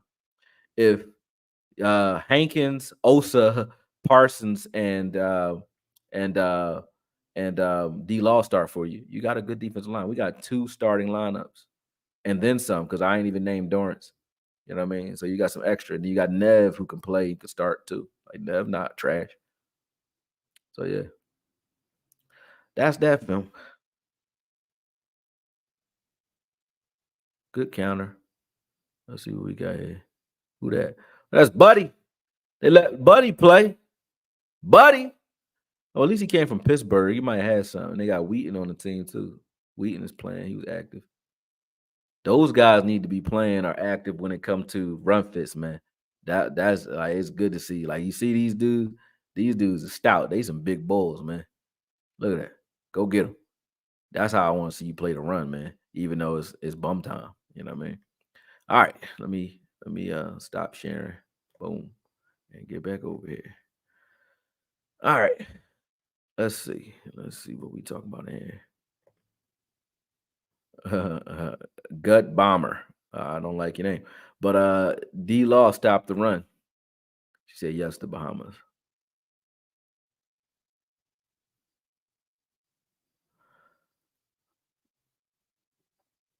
Saves a TD. Yeah. New shout out to New Media. Sugar Daddy Williams. Sugar Daddy One Williams. She said 31 looks slow. Jay Bryan, what's up, brother? I was on the other screen. I couldn't see nothing y'all was saying if y'all was talking in the chat. I wasn't in here. Okoye, why you think so many linebackers today lack decisiveness? Because we're in the passing league and there's so much misdirection. When you look at teams like everything that came out of the Shanahan tree and that McVay tree, that NFC West, all that misdirection talk, man, that was doom and gloom for downhill linebackers. Imagine Jeremiah Trotter or Levon Kirkland trying to play against these types of teams that's running misdirections and screens and bubble screens and all kinds of motions and everything else pre-snap, whether it's run or pass. That hurts you if you're a linebacker that's not smart. If you just want to go and destroy some shit, those aren't easy reads. Like I form, I'm gonna follow the fullback to the ball, and I'm gonna beat the fullback and get the ball. That's easy. When you got to say, hey, who got the ball or what kind of read is this? If you don't have a linebacker, and now think about it from a linebacker standpoint, the game has outpaced the coaches. To be honest with you, the coaches can coach mentality, but the players kind of know more about the game today than the coaches do. Because the coaches, if you played linebacker, like Urlacher didn't have to deal with this type of stuff. So you can coach mentality as a linebacker coach, but you're not like with Al Harris where he could say, this is how you play press man. This is how you can get his guys some trouble. This is how you can get an edge. You can't really do that as a linebacker today because a linebacker coach today because they didn't play the style of linebacker. So now the players are used to RPOs and running quarterbacks. There's so many running quarterbacks. So the players have experienced athletically against the type of game that the game has evolved into, and the coaches have experience when it comes to mentality. Those things need to merge, and it hasn't. Obviously, with our team, it hasn't. Our mentality doesn't match our athleticism. We have athletic linebackers, but I think we had a coach that could teach them just say, "Hey, I'm going to take your wrongs. I'll eat those myself. When you're wrong, it's on me." If you had a coach that did that and just told them to go, they would be a lot better. All linebackers in today's game. Um, Laurel, he said Mozzie got slung. He need to get that weight back. Yeah, he do. Mozzie need to be back at. He need to be 330, 340. I don't think I like little. I don't like skinny Moz as much. Hello, D.E. Quinn got paid. Well, need to play Fowler and Williams more. But yeah, if we play Fowler and Williams more, they won't be here. I think they are trying to limit those guys. How many sacks did D Law have? How many hurries did D Law have? How many times have D Law had been triple teamed? This proves you wrong, sir. Oh, what you talking about with Troy? Troy Dudley says what? Mm, mm, mm, mm, mm.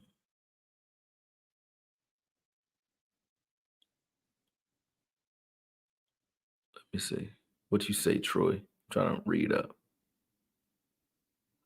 Oh, you said D Law is the best player on his defense. Prove you wrong.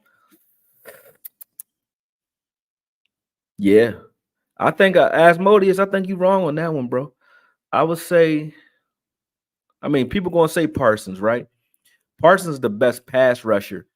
Parsons is the best player, defensive player in the league if he's used correctly. Put it that way. If he was playing more off ball, he will still get his sacks, but he will stop the run just as much as D Law from the middle of the field. Parsons playing as a defensive end, he is not a better defensive end than D Law. Reason I say that is D Law is not going to get you the sacks. He's going to get you pressures, but where he doesn't get you sacks, he's going to get you tackles for losses, and he's going to soak up double teams, and he's going to get you some sacks. So would you take a guy that gets you 20 sacks and from the edge, as far as run defense, gets you maybe 5, 6 tackles for loss a year, like Parsons will do from the edge? That's what he'll do from the edge anyway. So you got 25 plays that are on the opposite side of the ball and a lot of pressures versus a guy who gets you good amount of pressures, 15 to 20 tackles for loss, and about 5, 6 sacks. Which one do you take? I mean, how do you what's the impact on that? And then you can't run the ball to his side at all. You're not running the ball, which makes the other guy better. Because without D Law, you can run the ball all day, and then Parsons can't pass rush. It don't matter how many sacks he get because he won't get none. Because they'll be running the ball if D Law ain't out there hanging out there. They're gonna run. So D Law is the most pivotal guy at his position on his team. It's just that Parsons, to me, is playing one position too much, which is the edge. If he's playing in the middle more, I think you're wrong, Troy. But Asmodeus, him playing edge, Parsons isn't the best defensive end in the league at edge. He's not. He's probably, you could say, pass rusher wise, you got guys that have more moves than he has and can stop the run, right? So you got guys like Von Miller who has more moves than he has. Like, and Von Miller has enough speed for you to say, okay, he can win. You know what I mean? He's not winning as fast as Parsons, but Parsons is winning with his feet, which is more reason why I say he don't need to be on the edge to do that. He can win with his feet from 4 yards off the ball at middle linebacker anyway. So don't matter with him being a defensive. He's not a defensive end. He's not the best defensive end in the league. He is the best defensive player if used correctly. So it's a weird argument that you're having because if you ask about him being the best defensive end, if he's playing defensive end only, then no. I think that you have defensive ends that are better, that can stop the run. And Myles Garrett, you can't run against him, but he can pass rush too, and he'll get you a hell of a lot of sacks as well. So that to me, he's a better defensive end than Parsons is because he can stop the run better from the edge. Parsons is a better player than he is because he can cover a wide receiver. He can also stop the run from the middle. He can also get you 15 sacks. There won't be a player unless if Micah Parsons ever plays middle linebacker for a full season, he will get you 125 plus tackles, 10 plus to 15 plus sacks, and some interceptions. There won't ever be a player in the league that will do what he does if he plays where he's supposed to be. So Parsons is the best talent on this team or in the league, period. Period. But as a defensive end, he is not the best defensive end. And I hope you guys understand what I'm saying when I say that, because somebody gonna say, "Okoye said D-Law better than Parsons." Yeah, Myles Garrett better than Parsons. TJ Watt better than Parsons. At defensive end, they are, because they're more. I mean, you can't. We had a guy, and look at Robert Quinn. Would you say Robert Quinn is as good as Parsons? I wouldn't. Would you say Hassan Reddick is as good as Parsons? I wouldn't. But those are guys who don't stop the run real well, but can rush the passer. Those are just edge guys. They're just edge rushers. Parsons is far more than that, and they're limiting him by calling him an edge rusher. He is not an edge rusher. He is not just an edge rusher. Now, Hassan Reddick, I don't want him playing off ball. He ain't got the movement, the change of direction skills and the dexterity to do it. You know what I mean? He can't do that. You know what I'm saying? You know, Shaq Barrett or whatever his name was. He can't do that. They fast. They can edge rush. You know, but to call him just an edge rusher, Robert Quinn can get you 18 sacks, 20 sacks. He can get you more sacks, but he can't stop the run either. You know what I mean? Parsons is not that guy on the edge when it comes to stopping the run. He shouldn't be asked to. He does it at times, but it's not consistent enough for me to say he's a better defensive end than some of the top defensive ends out there, because he's not a defensive end. He's not. He's playing out of position doing that. That would be like me saying Bell is a better linebacker than any line. No, he's not. He's not a linebacker. You know, he's playing linebacker, but he ain't a linebacker. He's a safety. Now, Bell is an excellent safety. He's, to me, a top 10 box safety with the way he plays linebacker. If you ask him to do what Curse is doing out there, he would be a top 10, top 5, maybe box safety in the league. Bell. But he ain't a top 10 linebacker. I don't give a fuck what PFF says. He's not that guy from there. And Parsons is not a defensive end, no matter what you say. He's not a defensive end. And now that you've seen the reps that we've all seen the last 5 weeks with him playing at middle linebacker more, you can't even argue it. You can't even argue it.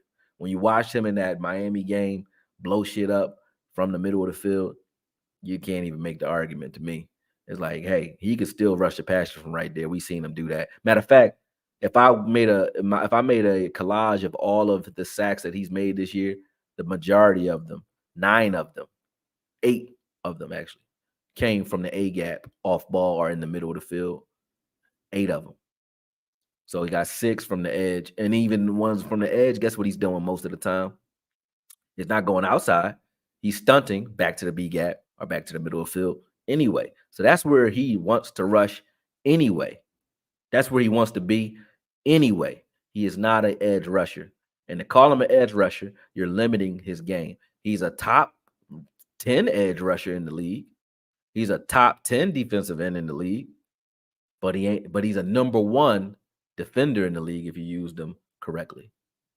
Number 1. There's nobody that can do what he can do. Nobody. He could play every spot in the front 7. Except, I mean, I wouldn't put him at nose tackle. So 6 spots out of the front 7. Meaning he could play 3 tech, he does it. He could play both edges, he does it. He could play stand-up outside linebacker, he does it. He could play middle linebacker, both of them. He does it. He can do what Curse is doing even, if you want him to. And say guard the tight end and erase the tight end and blitz from there. He can do that. So he could play box. That's technically a box safety or a will linebacker. He can do both. See what I'm saying? Nobody else can do what he's doing. Nobody. So that should end your argument. You guys, you know what I'm saying? You guys. She said PFF says Lamar and Josh Allen are first and second team all pros. Yeah, they gonna shit on Dak. I don't know how they did it, but that was PFF and an NFLPA. Yeah. He said Micah could be dominant if they would give him the keys. He don't want the keys. If he wanted the keys, he would have had them. It took everybody arguing him to get in the middle of the field. And I think it's because he doesn't realize it. He thinks that sacks is what's going to get him his money. What's going to get you your money is being a producer in every area. Like that will get you the check that nobody else can even match. It don't matter what the CBA says as far as what you should make at middle linebacker. Fred Warner can't do what you can do, bro.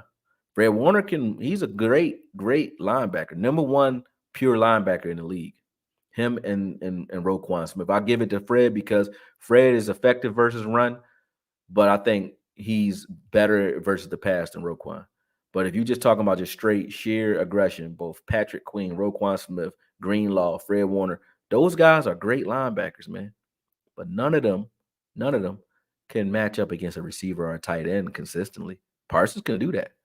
None of them can pass rush from the middle of the field. Even if you blitz them every play, they're not going to get you 10 sacks. Parsons will do that. You know what I'm saying? None of them are as smooth at getting through double teams when their defensive line don't soak up no double team. So I'm going to kill you anyway. That's Parsons. He can do that. Parsons, both plays that he made in the backfield against the Redskins on those run plays when he was playing middle linebacker, he got held on one and turned all the way around and got double teamed on the other one and still made the play. He spoke. That's a sacrificial play where that's a play where okay, yeah, you're not gonna make this play, but somebody else is. Only other guy that does that, or two guys that do that on this team, are Hankins, where he will take out the double team and still make the tackle, and D Law, who will take out a double or triple team and still make a tackle or force a fumble. Parsons doesn't do that from the edge, but he does that from the middle.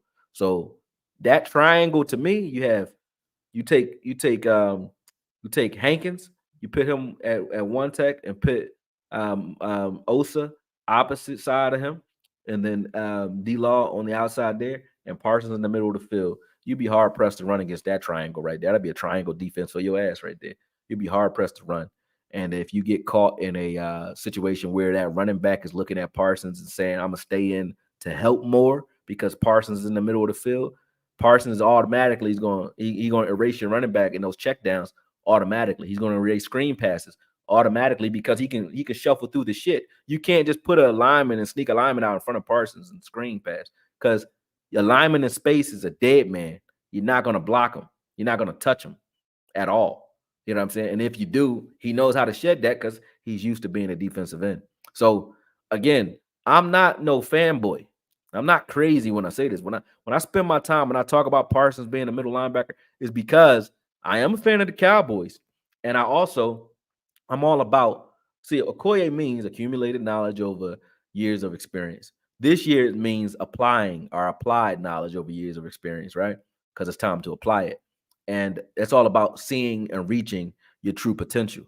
And I think that Parsons hasn't even scratched the surface as to what he can be. That's what's crazy. Everybody love him already. He's going backwards, not forwards. He just got 14 sacks. It's not like, he did, but everybody like, oh, he's looking better. No, he's not. No, he's not. He hasn't had a better year than his rookie year. He's getting worse each year. And not because he's getting worse as far as his ability. They're just using him wrong each year. Wronger and wronger. You know what I mean? But when you see Parsons, playing in the Saints game, he pops a ball up.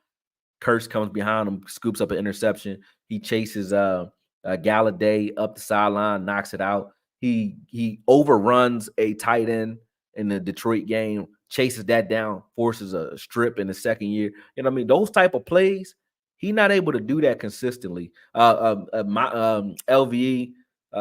forces a fumble. Parsons against Chicago. Parsons picks it up, and you see how he was with the ball in his hands.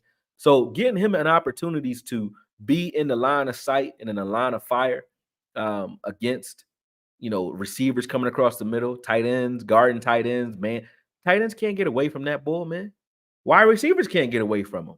Like, showing what he can do is what I'm saying. Like, and the only way you're going to do that, you're not going to be able to do that as a defensive end, because why the hell would you have a defensive end guarding a tight end?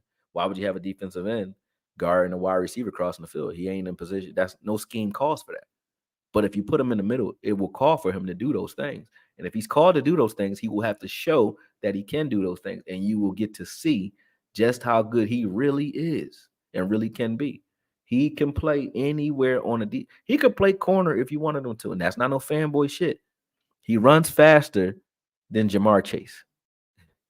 He changes direction better than one of the best receivers in the league. He's faster than what we call now the best receiver in the league, which is CD Lamb. We think CD Lamb is the best in the league, right? He faster than CD. He changed directions better than CD. You know what I'm saying? So when you look at that type of shit and you say, let's make him do one thing only, go forward from the edge, it is idiotic. It's idiotic. And I'm not taking shots at the team. I'm just saying, whether it's Parsons doing it, the coaches doing it, I don't give a fuck who doing it. In the playoffs, man, there was a guy by the name of Corey Webster, right? Corey Webster was like a second round pick for the New York Giants, right? He was playing like a fucking bum. He was a bum. He was about to be a bust, right? Coughlin had to use him in the playoffs one year. I think that year, I don't remember who they playing that year, but Plexico was still on the team though. But he had to use him in the playoffs that year, man. He started shutting everything down. He went on he just reached his true potential in the playoffs. And the reason I brought him up is because he became like, he went on Madden from being like a 70 overall player to the next season being like a 90 or 89 overall player because of the way he played in the playoffs. So did Al Harris, actually, from the way they played in the playoffs. If you get in the playoffs and if we do anything like what we did last year with Izzy, which is bring some wrinkles out and use your X Factor players as what they really are, which is X Factor players, the stage is set for greatness for Micah Parsons, man. I hope someone in the organization is seeing it the way I see it, and I hope Micah Parsons, and that's the main one I need to see it because Micah Parsons, I don't think he knows. I don't think he knows, man. Because if he did, I think he has the voice to be able to say it. I hope. I don't know, but he seems like he can. He talking shit to the refs, so I feel like he could talk shit to anybody. But tell them to put your ass at middle linebacker more, and that gets Dante Fowler or Sam Williams on the field more, which allows you to still maintain a pass rush. And it makes it so that a lineman has to deal with one of those guys. They still have to slide help over to Sam Williams. They still have to slide help over to D-Law. So what do that mean for Micah in the middle of the field? It's you versus a center? Micah versus a center? Or Micah versus running backs? Get the fuck out of here. So you want to worry about the holds? Everybody who's screaming about Micah's getting held. Guess where he will not get the fuck held? In the middle of the field. You know why? Because they're already occupied with 4 down linemen already. So if you got Mozzie or Hankins and Osa's a pass rusher too. You got any of those guys, don't matter who it is that you have in front of him. All those guys, those 4 guys are taking out 5 linemen at least by themselves because the nose tackle requires a double team. Osa is going to require help. They stunt when they want to. So when they're stunting, you have to keep your head on the swivel anyway. And if you add a wild card and Micah Parsons to that, who is guarding running backs out of the backfield, tight ends, or whatever he's doing. But when he's ever on assignment against a running back in that backfield, and he could force that running back to stay home or guard him. If he releases, go guard him. If he doesn't release or you're not playing zone, go. If he stays in to help, go. And if it's Micah versus a running back one-on-one, we already know what that looked like, man. I done showed that film so many times. So many times when you look at I remember the games, get what I'm saying? But when you look at the Broncos game, his rookie year, where they had a running back trying to block him, he was killing Bridgewater, man. He's killing him, like killing him. So that's what I'm talking about. That is a defense, a scheme that Dak don't have to be great. Then Dak don't got to do shit, but just not fuck up, and he ain't been fucking up. Then Dak can win Super Bowls. He could be like old Peyton Manning, winning Super Bowls because you know how to turn it up when you need to, but your defense so damn good you don't got to. That's what I'm trying to. That's what I'm talking about. I don't give a shit about arguing just so Micah can do what I want him to do. I want him to play middle because I got a fetish for middle linebackers or something. Pause. I don't give a fuck where he play. If he was just a defensive end, if you go back to my film that I put out when he was a rookie, the film that I put out and I talked about, I actually play it for you guys because we on here. Why not? But if you go back to that film, you can hear what I said about him. I don't give a shit where you put him. You can put him anywhere. I don't give a shit where you put him. But I'm gonna put that on here real quick. Let me pull that up because why not? You know what I mean, it's my shit. Why not?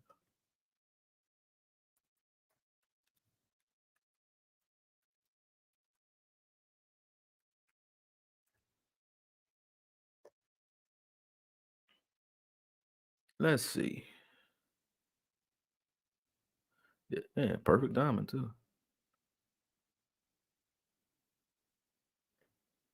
Skip it. Let me add this to the Rolodex. Go over here and boom. Share screen. Present. I don't just talk, man. I don't just talk. All right. Know if y'all can hear This this. on mute. Can y'all hear this video? Let me know if y'all can hear it. Give me a number 1 if y'all can hear it. Not me, but hear the video. All right. I believe we live, folks. Y'all can't hear that? Make sure we was live. I let a few of y'all join up before I start running my mouth. Man. For those who on already, appreciate get y'all the jumping sound on. going. Again, I do these things ad hoc, so I know y'all don't really get to prepare for them. What's up, Davey? Y'all can see the Well, you can't see it, but you can't hear it. But this is the video. You guys can see the title. It says a look at Dallas Cowboys first round draft pick Micah Parsons. Just go listen to it one day if you feel like it, and you'll hear what I said about him in this game. Like, I'm mad that y'all can't hear this shit though. So y'all gonna get a quick look at Micah Micah Parsons. Excuse me for murdering so you can hear it. But Micah Parsons, if you guys can see the screen, he wears number 11, plays for Penn State. It's about 6'3", 245. You see him in the right hand corner of the screen. And the thing that stood out to me was the fact that they use him in a myriad of ways. Like, they use him a lot like we say we want to use Jalen, meaning, move him around everywhere, let him just wreak havoc and do his thing. And you can see his pass rushing ability is just like, it's second to none, man. Like, when I say second to none, I mean, I don't think that's from a blitzing perspective. Like, he has I wanted what y'all to it hear this, takes to be a elite pass rusher. If you wanted to take him and put him in a 3-4 scheme, Anyway, if you wanted to have him as a traditional linebacker, you can go watch that one whenever you guys get time. Let me turn this off. Yeah, turn that off. Well, I was trying to show y'all. Oh, y'all said y'all can hear it? Oh, y'all can hear it. So what the fuck y'all was talking about, man? Yeah, what are y'all talking about? Come on, man. We gotta get the right guys answering, man. Oh, I think Jalen did even better when This he was in film Notre was Dame. jumpy. I had to upgrade my computer. Lo and behold, he is who he is. I like what Penn State does with him. So it I kept like jumping. how he you can hear what I was adjusts saying. to each position that they put him in. You see here, he cuts this off and turns everything back into his teammates here. Everything's not going to be a blow up play. I think this is a forced fumble actually, but everything's not going to be a bang bang blow up play that I pulled out. I just wanted to see all the different positions they put him in. So I'm not going to do a play by play where I just sit here and just say, hey, this is what you see here. He gets through the line and forces a fumble. You can obviously see that on the screen, but it's more so how he was used and the type of impact There's no way that he made. This is you last watch year's Penn footage State too. I and didn't want say, to take anything from this year I'm going because to use one, this it's not guy as over, a and two, defensive end, man. this is kind of like crazy. a lax year for a lot of sports. I don't. It's just an asterisk year. Look at You can see how he sheds blocks here. He just gets out of the way of that lead fullback. He just uses his forearm to kind of shovel that cut block off and still get to the ball carrier. Our linebackers have a little bit more trouble than he does with shedding blocks and getting to the ball, right? So the reason I use this year is because this was an intense year. This was 2019. This was still a full-fledged, intense, you can't certain do shit football with him. season. This football Trial was season is running for filled his with so life. much uncertainty. I can't hold it against any player if they're not And they playing put him the way you would everywhere. expect, right? Everywhere. So yeah, here we go. He didn't play 2020. He uses little subtleties, man. He's not a guy. You never really see him blow a guy up. He's not blowing blockers up and knocking them off of him. He's subtle like Joe Thomas. He plays exactly like this. He hasn't changed his game at all. And everybody was like, we didn't know he could be defensive end. Listen to what I say in this game. He just elects not to because although he's 6'3", 250, he's very athletic. So would I mind having him in the middle and have Jalen, moving around elsewhere? No, I wouldn't. I wouldn't mind that at all. So if someone said, because someone asked me, will we go get him in the first round? Would you take him in the first round if you had a top 10 pick? I mean, I haven't looked at, that many players in the NCAA this year yet, and I will because, I got nothing else to do. But from right now, I would say, yeah, I would do that. You see how he gets pancake here on the screen pass. This is some of the things that we struggle with right now because LVE and Jalen kind of float. There is electromagnetic energy in that pyramid between 200 and 600 away from those screens sometimes as well. I just wanted to put that in there just to show whoever said, let's look at Mika, that it just happens. Sometimes the linemen win. You know what I mean? That's why they're called screen passes. If they never worked, they would never call them. So sometimes it happens, even to some of the players that you think it shouldn't happen to. I saw Micah. I'm sorry, I call him Mika because I'm Minka, but Micah. I saw Micah get Look at beat that. on a few plays, Boom, get out of here. this season. Even when you In get the block 2019. to him, you But can't do shit with him I didn't anyway. really hold it against him It don't because the matter if way that's your he assignment. makes You're plays gonna and the way miss that he assignment. moves You sideline better to off using sideline that lineman to block definitely somebody stands else out. because you ain't You'll gonna see block him later on anyway. in the Memphis And footage, this is I him in believe it's coverage. blitz. Look He at this gonna play bend. here, Look, man. this is a he about to tight end. suplex a tight That's end. a tight end. He stands this dude up and just lifts him up in the air, man. This dude's strong Crazy, man. he's strong as hell, I man. want to see That's one thing that this stands out on again. film. So This you're is what getting a I'll be guy that's talking about. a So when y'all beast, be thinking I'm hell of just an talking, athlete. If I we watched ever him go a after lot. him, whoever This is gets him, before we hell had of an him. athlete, He can wasn't run on our sideline to team. So sideline. You this can is see what here. I saw He's in a him solid before enough anybody tackler. drafted him, man. Doesn't really lay a boom. He's not Crazy. I haven't seen any pops. He definitely could if he wanted to, but I really could care less. Ray Lewis wasn't really a guy that ran around popping guys all day either. He was a rap tackler that would take his opportunities and knock your head off when he could. But and that seems like that's how Micah plays too. But the sideline to sideline ability is Look at definitely that. there, and it's natural. Like he's not struggling You to can't change get out there to directions. He's block not this dude, struggling man. to accelerate on any of these plays. And he seems to be able to understand what's being asked of him, no matter Blocked him where on you that put play. him. Look at this. He Although just there's dips his shoulders, multiple get under that, and still responsibilities makes the being tackle. placed on him, This he's is why I accountable say. for And everything that even he's here, supposed he's to on be the doing. This is outside. him in coverage here Watch at this. the bottom of the screen. He's at the Looks like he's bottom of the supposed to screen be in blitzing. coverage on the He tight knows end. that this quarterback's And this really is the hot. best He's Micah going to Parsons ever. get in the Like way of this this is wide how you receiver's use release him right the there, best. boom. Then he Right crosses there, the he's in tight end, zone. He crosses his floats face, under and then this. floats under him. On a They're two-way thinking that go. he's going to They try flatten to out high because low him they released and that run a running guy back on the underneath flat him. underneath him. He just He trails still gets underneath that underneath him. tight end and breaks that play up. Parsons That was all instinct. those types of He had to plays. decide what they were trying Those to are do touchdowns. post snap. He didn't know pre snap because they didn't even have a running back on his side pre snap. This is him playing On a slant that route. slant. He He gets got beat beat on on it, that but slant, but it look just at how shows he's that he's hugging not that just a slant. Like pass rusher, not just a linebackers run do that. stuffer, not just a blitzer. He can do a little bit of everything, like a Levante David, I think his name is, over in Tampa Bay. A lot like what we wanted to do with Jalen. Although now I think Jalen should definitely be a pass rusher. I just really like him there. Like a It's not that bullet. he can't do anything anywhere else. He It's run just, past. He running faster than take the everybody else on the responsibility team. off of him so that he can accelerate and AKOYE, you're excel at talking over one AKOYE. position. And Micah is a guy that I think may play a little bit better when you sprinkle him around everywhere because he looks like he's comfortable doing it.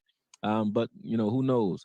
Whoever gets this kid, they're gonna like him. They're gonna like his intensity. He has Listen, a high football IQ, pretty strong, great speed, good blitzer, good pass rushing ability. Like, what do you want me to say? He doesn't really have any weaknesses, but this is, college football. He will come up to this level and see that I players was at the wrong. He NFL don't have level no weaknesses. definitely have The NFL more couldn't to give him offer an NFL than moment. these guys. You see, you gotta keep your head on the swivel too. You see, you got popped on that one. But overall, I like the kid. So whoever suggested that we break them down, I'm loving it. If you guys want to suggest other breakdowns, make sure you do.